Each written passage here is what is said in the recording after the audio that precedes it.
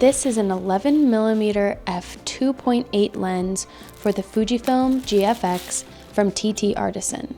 I was completely overcome with curiosity when I first saw this lens online because it's, well, 11mm, and it was only $218. So I absolutely had to check it out. I will be putting it to the test and will also be editing some photos that come from this lens since that is where a lot of the magic happens. Now, once the lens arrived in the mail, I honestly couldn't wait a minute longer, so I took it out on a walk for some first impressions. So this may look like any other vlogging shot to you, but let me just put into perspective what 11mm really looks like. This is at arm's length. Look how much you can see. Look how wide. This camera is almost touching my face right now. Do you see? I think this is 2 inches away from being up my nose. 11mm is wide. 11mm really is an absolutely bonkers perspective of the world. I mean, look at how close the lens is to this flower, and then how far away it feels in the photo. It's crazy.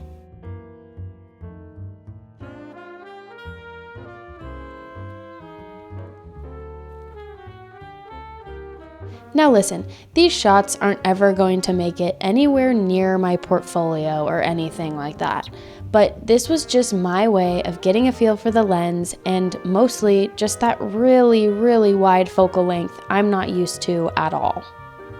Finding compositions in a vast landscape proved to be quite difficult with such a wide frame, but I did my best. All I needed was just a handful of not horrific test shots. One of the more difficult things I found while using this lens was focusing. The focus on this lens is all manual, and since everything is so far away on 11mm, I was struggling to see in my viewfinder what was in focus. Even if it took a while, I would eventually find it, but I can't lie, this process made me feel like a beginner again. Okay, so this lens is not like easy to shoot per se. It is, first off, just a crazy focal length, right? 11mm is really, really wide. So everything in your frame matters. So that just off the bat, yeah, just composing a shot is somewhat hard. Secondly, I would say the focus ring, I don't know. There's a little bit of drag in there, so it's not the easiest focus ring to like get around. So it does take a second to kind of get that going. I don't know if over time that loosens up or if that's just how it is. The other thing is the aperture ring on this lens. There are no hard stops, so it's just sort of an endless spin, and you could easily spin that without really meaning to, and then maybe being in an aperture you never intended on. So that's obviously a little dangerous. But those are my only qualms. You know, for being such a cheap lens, you can't expect it to be absolutely perfect by any means. And honestly, for a cheap price of, I think I paid $218 for this, like, it feels pretty nice to only cost a couple $100. Where I'm really excited to let this lens shine is definitely with people shooting portraits. I think that's the situation where this lens really proves itself. So, see for yourself. Now, before we get to the studio portion of this video, it's important that we pause and say thank you to the sponsor of today's video, Storyblocks. Storyblocks is a platform for royalty-free footage, motion graphics, and other creative tools. And rather than making you pay for every single asset that you download, Storyblocks makes it so easy. It's one set price, and then there's just an unlimited catalog of content you can use. And it gets even better. There is now an Adobe Creative Cloud plugin, meaning you get to skip that horribly annoying part of editing where you're going from window to browser to folder to browser. No more clicking around. Now Storyblocks is just in Premiere Pro and After Effects, and you can just download the content directly into your project. Oh, it's so nice. So if you feel like you need this in your life, Go ahead and visit storyblocks.com/moment or use this QR code for unlimited royalty-free footage and more. And now let's hit the studio for some really, really fun portraits.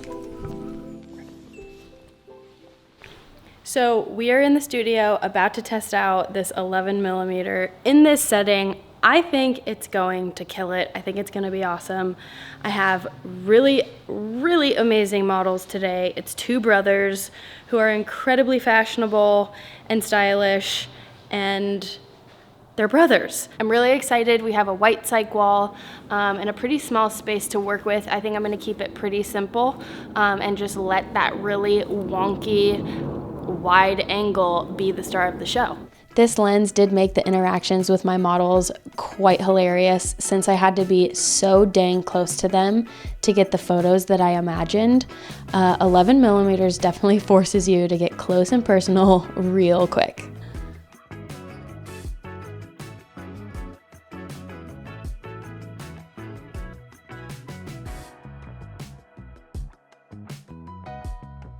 We took some of our time to do this series where Dorian would throw Antonio's jacket up in the air, and these might be some of my favorite photos I've ever taken.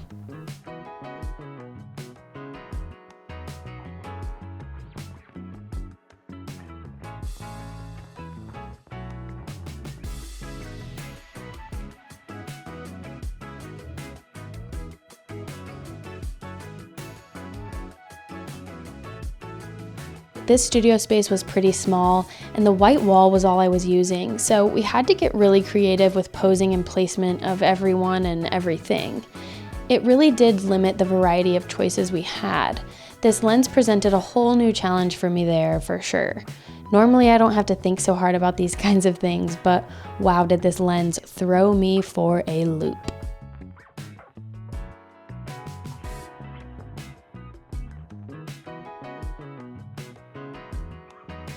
Overall, I am over the moon about this set of images from the studio.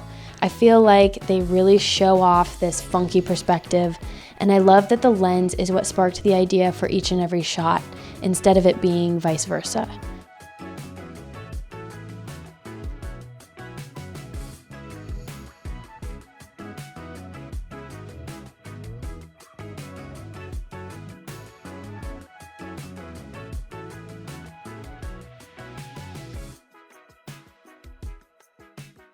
Now, these shots did not come out of camera this way. The finals you're seeing are drastically different from the original RAWs I shot, which brings us into Lightroom.